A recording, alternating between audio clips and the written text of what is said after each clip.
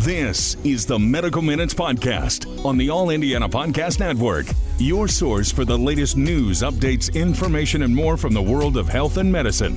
Now, here's Wish TV's medical reporter, Dr. Mary Gillis. From Wish TV, I'm medical reporter Dr. Mary Gillis, and this is Medical Minutes on the All Indiana Podcast Network. The CDC estimates 1 in 5 people who've had the coronavirus will suffer from long COVID. These are patients who've been infected, cleared the virus, yet still have symptoms 3 months or longer. This condition has puzzled doctors for years because there is no cure, but now they may be one step closer. Researchers have narrowed long COVID into 3 subtypes. In this episode, I speak with Dr. Geeta Mantravadi, infectious disease expert, who breaks down the 3 categories. Our conversation is next. All right, so what do you think about this study? So first, tell me a little bit about it. What did they find? So this is a study that came out of King's College London, Dr. Canis and Dr. Modot and their team. I think it's important to note that it's a preprint article. It hasn't been peer reviewed, but I think it brings to light an important condition, this post-COVID syndrome. In the study, they studied about 1,400 patients considered to be living with long COVID. And the study defined it as folks who had symptoms for at least 84 days from their initial diagnosis. That's what those researchers used as a benchmark. But I mean, it is important to note that, the World Health Organization, they've really defined it as, if you have symptoms manifesting 3 months from the onset of your COVID-19 diagnosis, and that you have symptoms that are lasting from 2 to 3 months, and you don't have an alternate diagnosis. It's a diagnosis of exclusion. But this article in particular out of King's College, they went on to really analyze their patients and divided the symptoms or the manifestations into 3 subtypes. Okay. And COVID-19. Tell me about the 3 subtypes. I'm sorry, I didn't mean to interrupt. That's where you're going? No, you're okay, fine. All right, great. COVID-19 has been known to affect multiple organ symptoms, and I think this is just a way to categorize it, what we're seeing in clinics throughout the country and throughout the world, really. So the first subtype is instead of like all over here, like, oh gosh, right. Okay. The first subtype, and I think what most commonly people have been experiencing and describing are neurological symptoms. A lot of people are just really tired, really fatigued. They call it a brain fog. They can't think very clearly. And then sometimes it can be as severe as headaches, migraines, things such as that.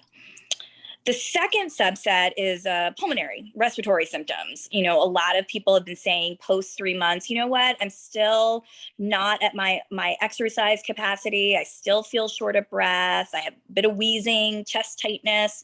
And then when those patients are getting analyzed, we're seeing on imaging inflammation, some scarring, or even fibrotic changes post-COVID. And then the third subset is cardiac complications, which are a little difficult to define.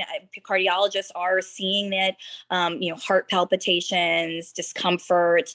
And this study went on to kind of lump skin and hair changes in that group.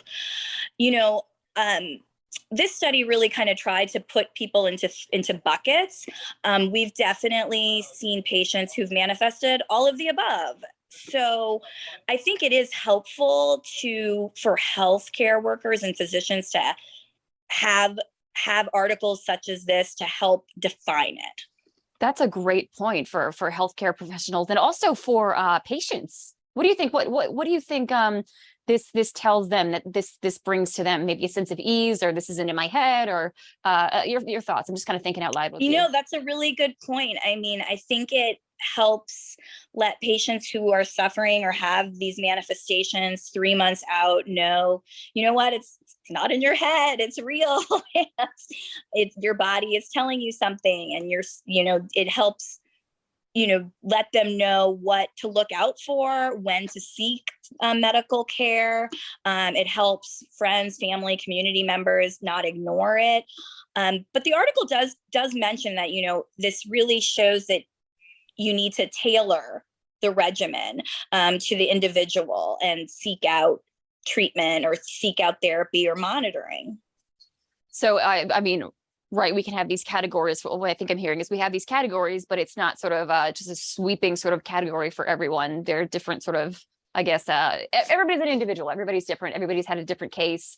And I also wanted to go back and say, what do you, or this is going to be important for healthcare workers.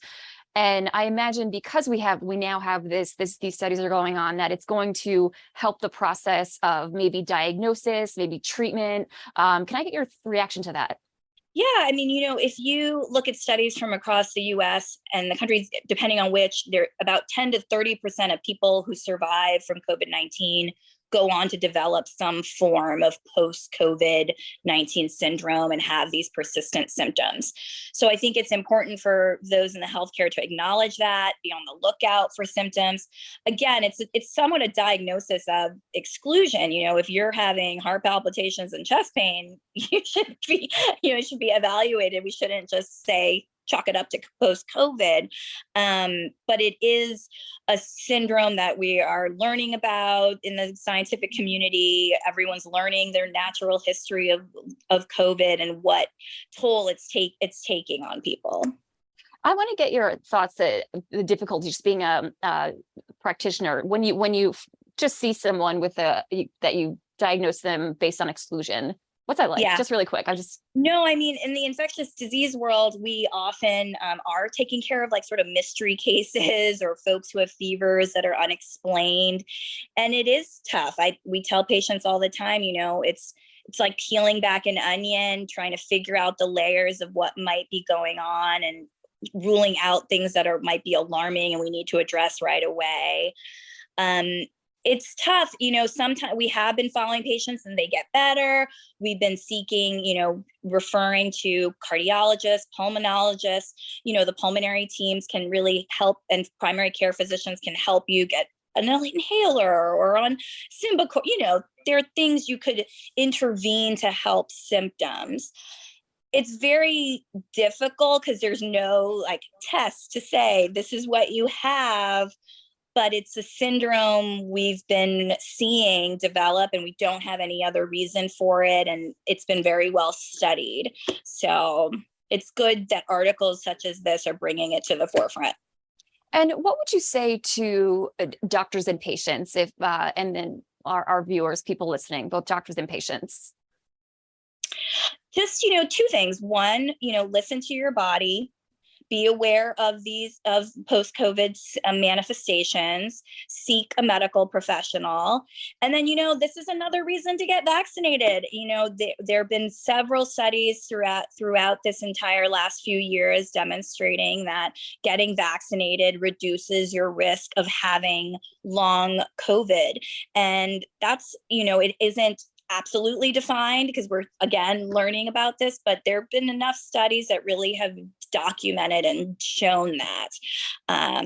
So I think it's another reason to make sure you've been vaccinated the first time, up to date on boosters, practicing good hand hygiene.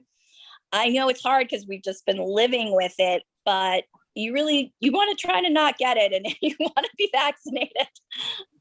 And before I give you the floor, I want to ask you, are you surprised by these 3 subtypes that they've come up with in terms of the literature that's out there? Okay. Yeah. Tell me a little bit about that. I think that, those of us who've been studying it or looking at it and seeing it in and out of our clinic, we have kind of put folks in buckets and we figured out what symptoms they've been manifesting, how to refer them to specialists.